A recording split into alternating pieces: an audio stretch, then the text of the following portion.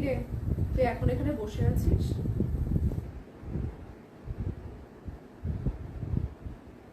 তাহলে কি করব? কি করব মানে?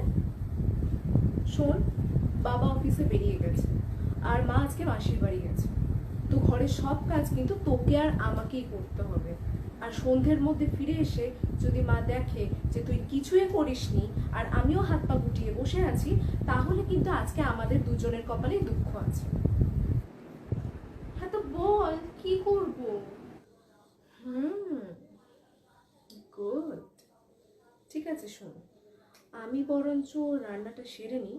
তো একটা কাজ কর, তুই খালি বোতলগুলোকে ভরে রাখ আর ঘরটা একটু মুছে দে।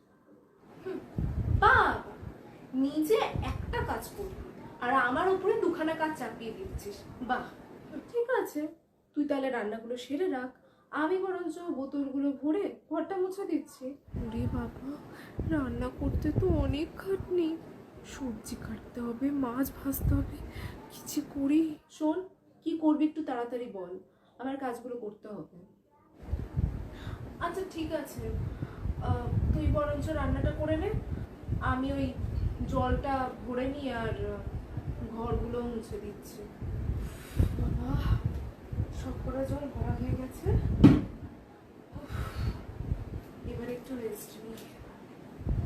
কাজগুলো হয়ে গেছে। এ কি, তুই আবার বসে আছিস? হ্যাঁ, আমি তো সব করে কাজ করে দিয়েছি। এই যা, শিগগিরই ছাদে যা, গিয়ে জামা কাপড়গুলো তুলে নিয়ে আয়। আমি বরঞ্চ ঠাকুর পুজোটা দিয়ে দিই। দেখ, এই রোদুরে আমি ছাদে যেতে পারবো না। ঠিক আছে, তুই তাহলে ঠাকুর পুজো দিয়ে দে, আমি তাহলে ছাদে গিয়ে জামা কাপড় তুলে আনছি। কি রে, ঠিক করলি কি করবি? ভালো লাগে না, এখন তো আমি ঠাকুরও ছুতে পারবো না।